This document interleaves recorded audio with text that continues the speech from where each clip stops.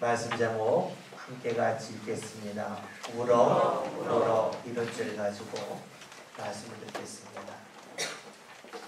저희 집 식사를 하는 식탁 앞에는 가족 사진이 3개가 있습니다. 최근에 찍은 거가 약 한 8, 9년 전 일이니까 저희 집 자녀들이 다 어렸을 때입니다. 벌써 저희 집 아들 셋 중에 막내 아들이 20살이니까 8, 9년 전이면 아이들 다 작았을 때입니다. 그 가족 사진 옆에는 저희 막내가 돌 때 찍은 삼형제의 사진이 있습니다. 막내가 2살, 그리고 둘째가 4살, 큰애가 5살 때 찍은 사진입니다. 그 사진 이렇게 보고 있으면 웃음이 납니다. 사진 때문에 웃는 게 아니라 그 당시 일이 하나하나 새록새록 떠오르기 때문입니다. 저희 집 자녀들이 아들만 셋이라 보았더니 굉장히 소란했습니다. 특별히 교회에서도 어른들 말 듣지 않고 사방으로 뛰어다녔습니다. 얼마나 뛰어다녔는지 교인들이 때로는 이걸 어떻게 해야 되나 아무 난감한 사정을 지을 때가 생각이 납니다. 저희 집 자녀들 중 특별히 둘째가 제일 좀 소란스러웠습니다. 고집도 세고 말도 안 들었습니다. 그때 우리 교인들이 둘째를 다루는 방법 중에 하나가 있었는데 그것이 갑자기 생각이 났습니다. 우리 앉으신 남노희 권사님이 둘째 보고 그랬습니다. 재현아, 우리 집에 가면 호랑이 키워. 호랑이 보러 갈래. 그 말을 하면 애가 얼굴 싹 달라져요. 그리고 그렇게 뛰던 애가 안 뛰고 조용합니다. 제가 그걸 보고 배웠습니다. 우리 막내 보고 야, 저 밖에 뭐 큰 고양이 있어. 울다가 멈췄어요. 아이들이 그 말 믿더라고요. 그런데요, 조금 지나니까 아이들이 안 겁니다. 호랑이 집에 키울 수 없다 알게 됐습니다. 또 하나는 고양이가 아무리 커봤자 고양이는 고양이다 알았습니다. 그 다음부터 아이들이 반격을 하기 시작했습니다. 그리고 둘째가 남권사님 만나면 권사님 호랑이 보러 언제 갈까요? 권사님이 아주 당감했던 그 모습이 기억에 납니다. 여러분, 아이들이 크는 모습을 통하여 발견하는 것이 있습니다. 시간이 지나면 몸이 큽니다. 그리고 지식도 그에 따라 성장을 합니다. 큰다고 하는 것은 성장하는 겁니다. 다른 말로 하면 몰랐다는 것을 알게 됩니다. 감추어져 있던 것 같았는데 성장하면 감추어져 있는 것을 하나하나 발견해 나갑니다. 그것이 바로 성장을 통하여 일어나는 일입니다. 모든 성장은 대부분 시간과 더불어 일어납니다.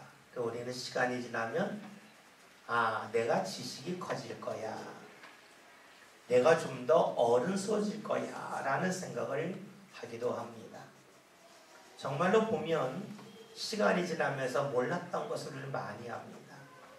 얼마 전에 판문점에서 남북 정상이 함께 걸어가고 의자에서 이야기했을 때 사람들이 궁금했습니다. 무슨 얘기했을까? 일주일도 안 돼서 다 알게 되었습니다. 시간이 지나면 몰랐다는 것을 압니다. 학문 중에 고고학이라고 있습니다. 과거에 어떤 일이 있었는지 유물을 발견함을 통하여 그 당시 일을 추정해 나가는 것입니다. 이 고고학이 발전하면서 우리는 과거에 몰랐던 많은 것을 알게 됩니다. 그 중에 한 사건이 있습니다. 1709년에 이탈리아의 한 도시가 발견되었습니다. 그 도시는 79년에 화산 폭발로 인하여 완전히 잿더미가 되어서 감춰졌던 도시였습니다. 그런데 시간이 지나면서 그 감춰졌던 도시가 드러나게 되었습니다. 그 도시에서 많은 유물이 발견되면서 그 당시 사람들이 어떻게 살았을까 하는 것을 하나하나 알게 되었습니다. 발견된 유물 중에는 여러 가지가 있는데 그 중에 하나가 로마 시대에 사용했던 채찍입니다. 사람들을 때릴 때 사용한 채찍을 보았더니 나무에다가 가죽줄을 이렇게 세 줄을 연결해 놓았습니다.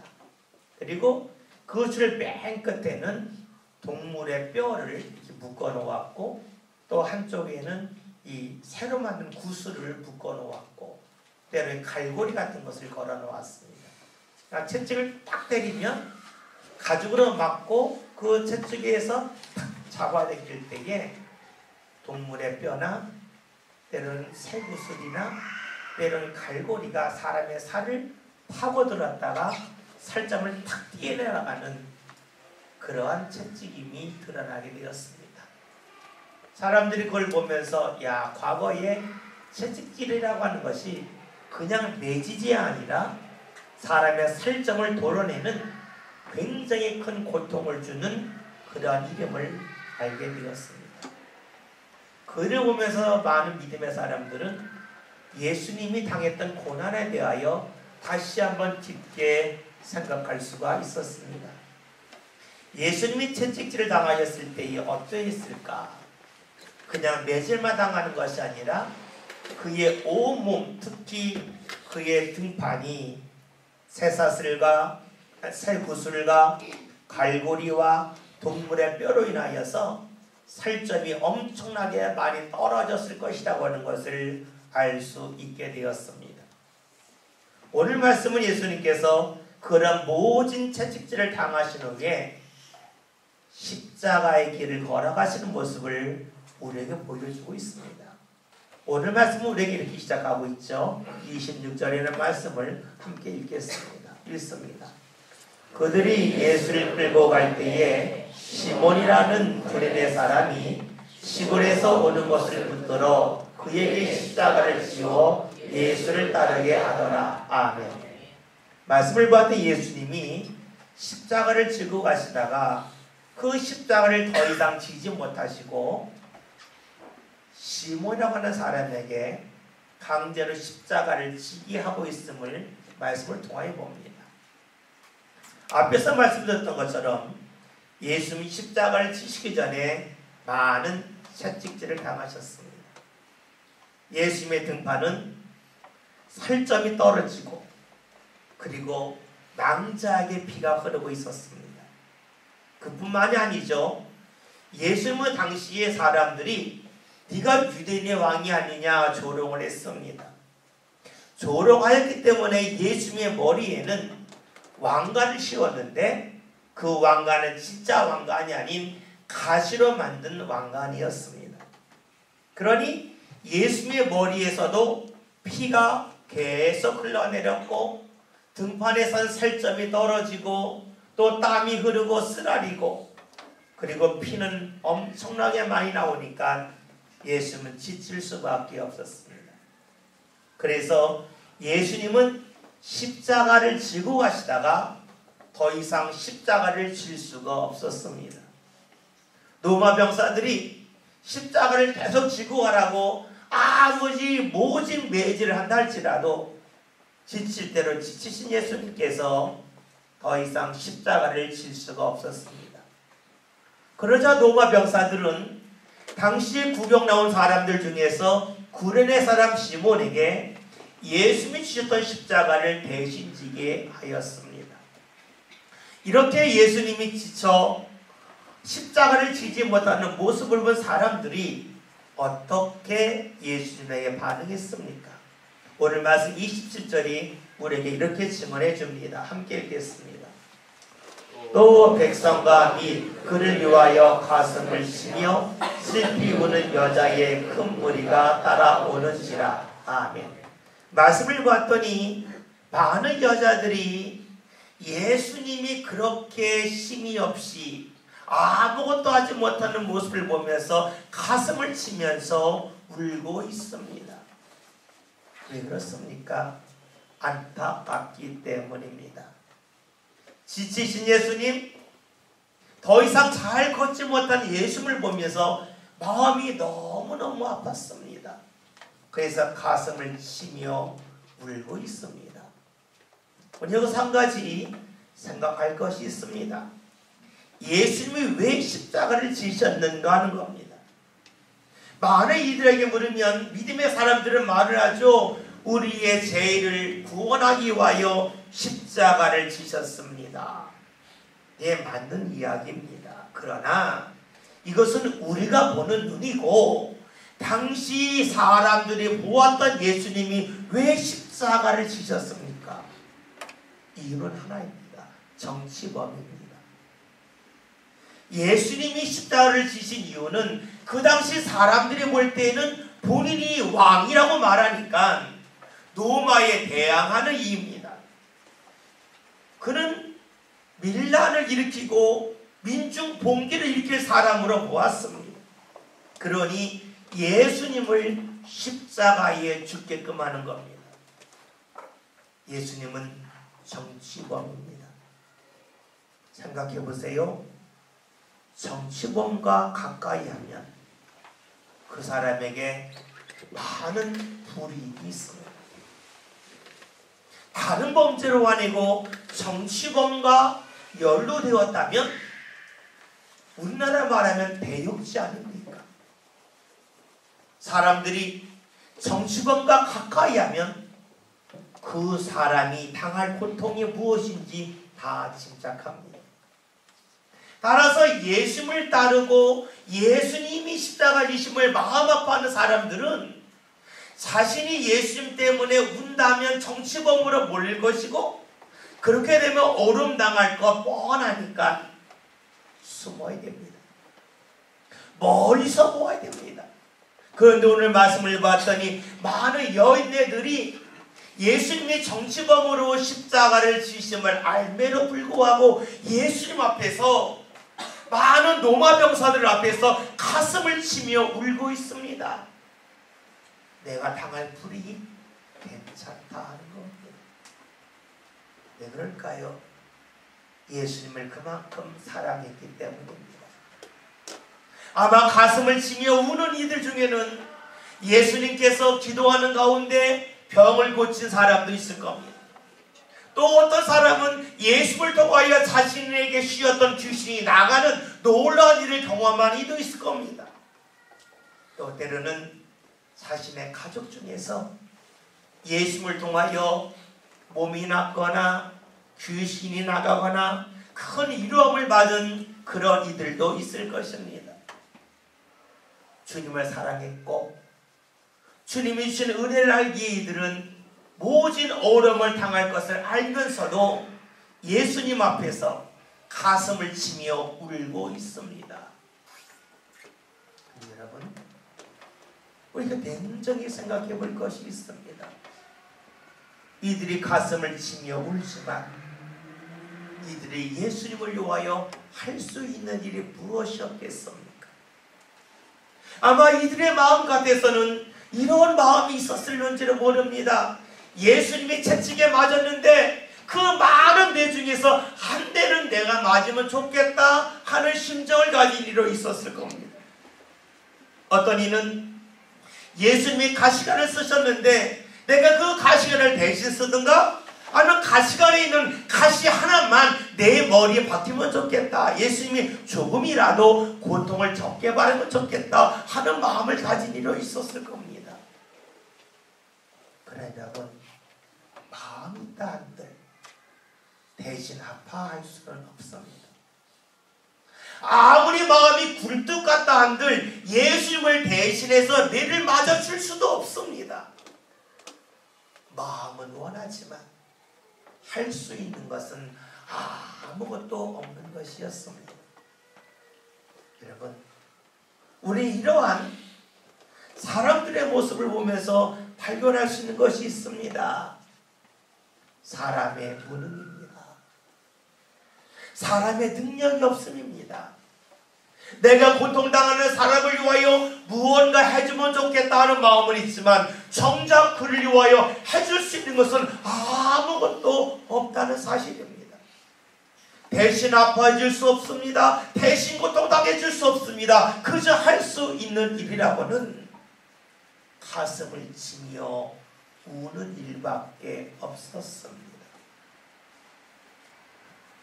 사랑해서 내가 울고 있지만 사랑하기에 무언가 도와주고 싶고 사랑하기에 무언가 대신 고통당하고 싶지만 그것은 어디까지나 마음뿐입니다. 현실을 인정합니다. 아무리 마음이 있다 한들 그 마음이 현실 속에서 그대로 드러나거나 펼쳐지지는 아니합니다. 그냥 마음만 있을 뿐입니다. 오늘날 우리는 내 주위에서 내가 아끼는 사람, 내가 사랑하는 사람이 고통당하는 모습을 볼 때가 있습니다. 몸이 아플 때에 어떤 마음 듭니까? 내가 대신 아파주면 좋겠다. 마음은 있지만 마음에서 끝납니다. 때로는 누군가 실패했을 때에 그 실패의 짐을 내가 좀 같이 짊어지면 좋겠다 하는 마음은 있지만 그것도 마음뿐입니다. 마음만 있지 현실이 그것으로 대체되지는 결코 아니합니다. 그러기 우리는 이 여인네들이 예수님이 십자가를 지시다가 고통 중에 쓰러지고 넘어져서 더 이상 십자가를 지지 못하는 모습을 보면서 우리는 공감이 됩니다. 그래, 나도 그래. 내 자녀 보니까 그래. 내 부모 보니까 그래. 내 배우자 보니까 그래. 이런 마음이 우리에게 듭니다. 이런 여인들을 향하여 예수님께서 어떻게 반응하셨겠습니까? 많은 사람들은 다 도망갔는데 정치범과 관련 있다고 해서 어우름 당할 것 알매도 불구하고 울고 있는 여인들을 위로하셨겠습니까? 우리가 때로는 몸이 아파 병원에 입원할 때가 있어요. 때로는 우리의 가정에서 상이 날 때가 있어요. 근데 누군가 와서 위로해주면 굉장히 고맙지 않습니까? 굉장히 그 사람에게 감사한 마음이 듭니다. 예수님도 그럴 만하겠지요. 그런데 예수님의 반응은 우리가 생각한 거는 아주 달랐습니다. 어떠하였을까요? 말씀 28절로 함께 보겠습니다. 함께 읽겠습니다. 예수께서 돌이켜 그를 향하여 이르시되 예루살렘의 딸들아 나를 위하여 울지 말고 너희와 너희 자녀를 위하여 울라. 아멘. 분명 사람들은 예수님이 고통당하는 모습을 보면서 울고 있습니다. 자신들은 고통을 당하지 않는데 고통당하는 예수를 보면서 괴로워하고 있습니다. 그러한 일을 향하여 예수님께서 고맙다. 너희가 나와 마음을 같이 하는구나 하면서 예수님께서 다른 탑말을 건네주셔야 되는데 그렇게 하지 않습니다. 나를 위하여 울지 말라라고 말씀하고 계십니다. 왜 그렇게 말씀하셨을까요? 예루살렘 딸들이 우는 사람들이 볼 때에는 자신들은 지금 편안한 자리 예수님을 고통당하는 자리에 있기에 자신들이 예수님을 위하여 무언가 해줄 수 있어야 된다라는 마음입니다. 그런데 예수님 생각은 아주 다릅니다. 눈으로 볼 때에 분명 예수님은 고통당하고 있습니다. 어름당하고 있습니다.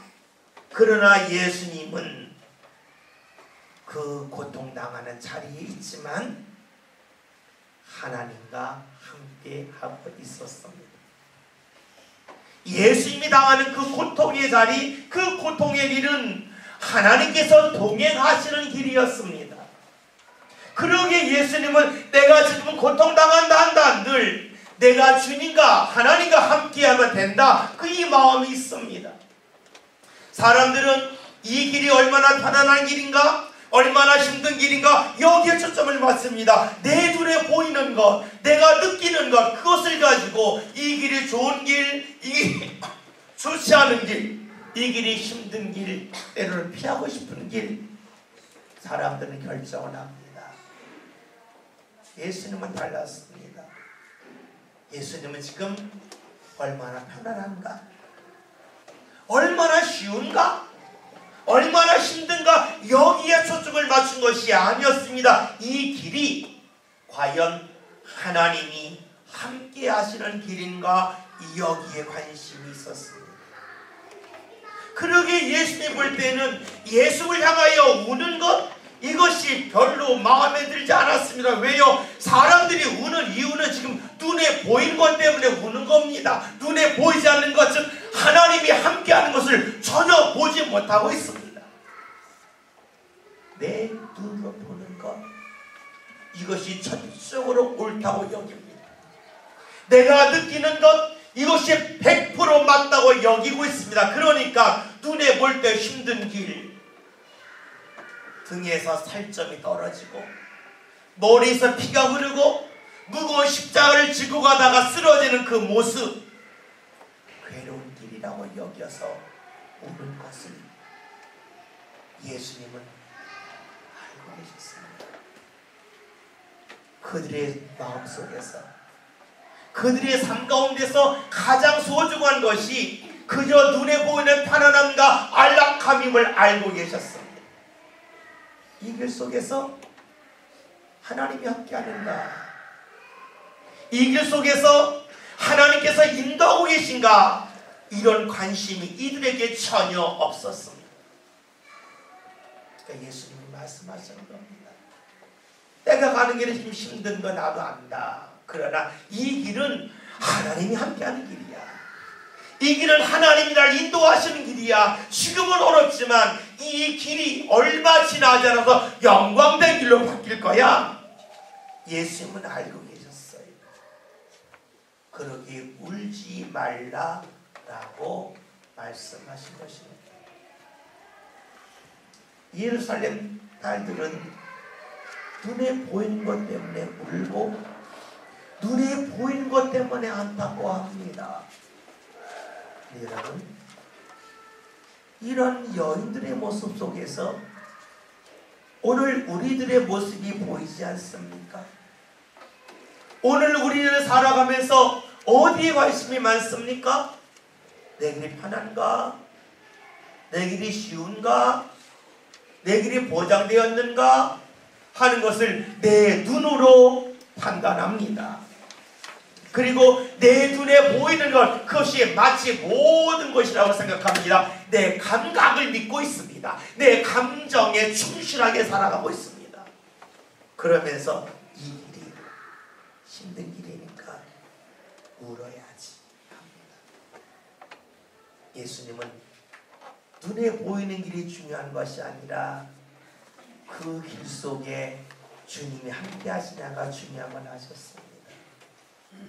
이것을 전혀 보지 못하는 이들에게 예수님이 어떤 말씀하셨습니까? 오늘 28절 맨 마지막에 나와 있는 말씀처럼 너희와 너희 자녀를 위하여 울라라고 말씀하고 계십니다. 너희가 지금 나보다 편한 자리 있지 않냐? 나보다 더 넉넉한 자리에 있다라고 생각하지 않냐? 그러나 과연 이 자리에 하나님이 함께하고 계시는가? 그런 것을 모른다면 이것이야말로 슬퍼할 일이고 울 일이라고 말씀하고 계십니다. 우리는 사랑하면 내가 무언가 많은 것을 해주기를 원합니다. 그리고 내가 무언가 해줄 수 있을 때에 삶이 뿌듯하다고 느낍니다. 자녀를 키워보면 발견하는 것이 있죠. 자녀가 태어나면 부모가 할 일이 굉장히 많습니다. 아니, 부모를 통해서 자녀가 거의 모든 부분에서 보호를 받습니다.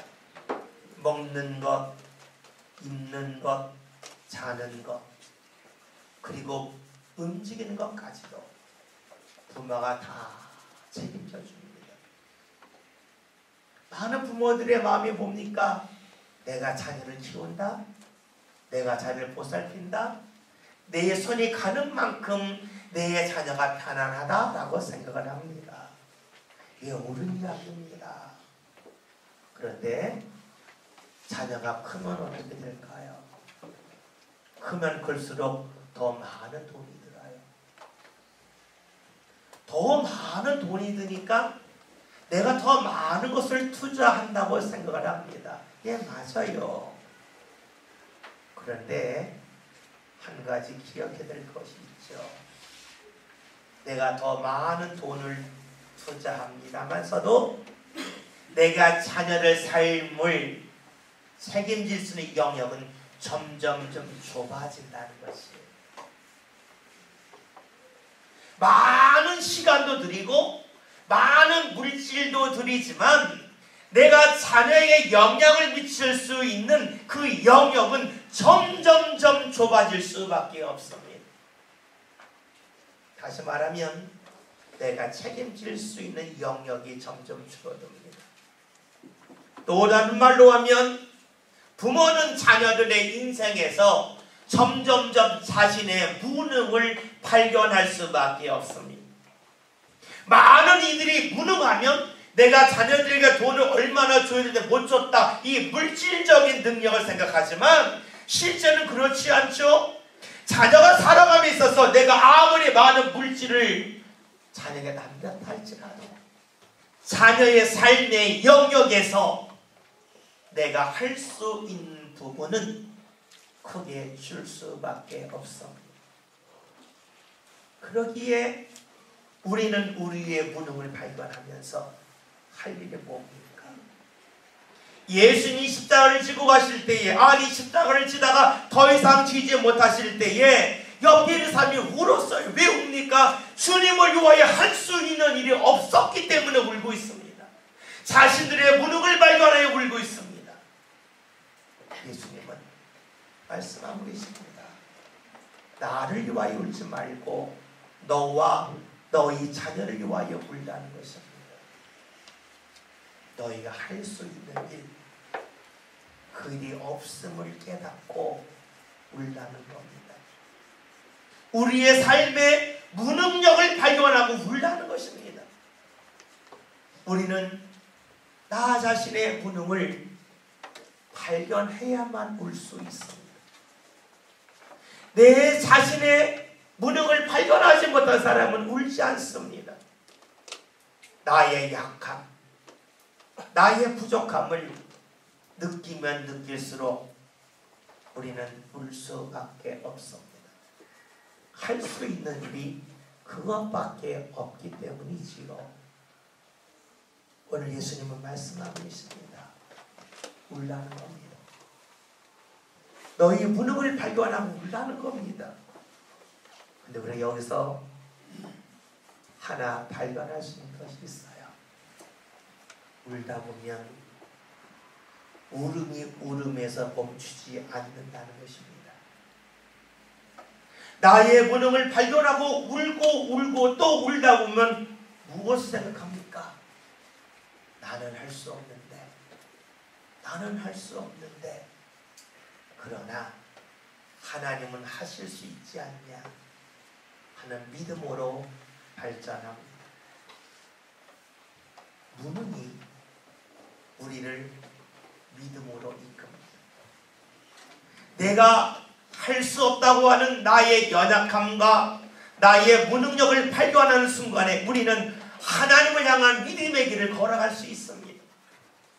어떤 사람이 믿음의 길을 걷지 않습니까? 나의 무능을 모르는 사람입니다. 내가 할 수 있는 것이 많다고 여기는 사람은 믿음의 길을 걸어가지 않습니다. 무능을 발견한 사람이 믿음의 길을 걸어갑니다. 내가 할 수 없을 때에 믿음의 길을 걸어가는 것이 무엇입니까? 여러분, 예수는 십자가를 지시기 전에 하신 일이 있습니다. 하나님 앞에 기도하는 것이었습니다. 하나님께 묻는 것이었습니다. 이 길을 가야 합니까? 이 길을 가면 하나님이 함께 하십니까? 하는 것을 계속해서 물으신 겁니다. 예수님은 하나님께 물음을 통해서 그 힘든 길을 걸어가셨습니다. 하나님을 믿고 기도하는 가운데 고난의 길을 걸어가셨습니다. 고난의 길을 걸어가면서 할 수 있는 일은 단 하나, 하나님께 묻는 일, 기도하는 일밖에 없었습니다. 오늘 우리가 나 자신의 무능을 발견하여 울면서 내가 할 수 있는 일이 무엇입니까? 그것은 하나님을 믿는 겁니다. 하나님을 믿기에 기도하는 것입니다. 오늘 내가 자녀를 위하여 무언가 할 수 있을 일을 찾는 분들 많습니다. 예, 도와줄 일이 많습니다. 잊지 맙시다. 도와줄 영역은 크게 줄어들 수밖에 없습니다. 무능을 발견할 것입니다. 무능을 발견했다면 여러분 하나님 앞에 믿음으로 나옵시다. 하나님 앞에 믿음으로 나와서 하나님 앞에 기도하는, 물을 주하는 그러한 신앙의 사람이 됩시다. 오늘 어린이 주일입니다. 부모로서 자녀들에게 무엇을 해줄 수 있습니까? 해줄 수 없는 무능을 시간이 지나면 지날수록 경험합니다. 그 무능 속에서 믿음의 길을 찾읍시다. 내가 무능하기에 나는 해줄 수 없는 것이 없다고 가슴을 치며 우는 일, 거기서 멈추지 맙시다. 울음이 믿음으로 승화되었으면 좋겠습니다. 오늘 설교 제목이 울어? 물어입니다. 울지 말고 물으라는 겁니다. 우는 것은 그치지 말라는 겁니다.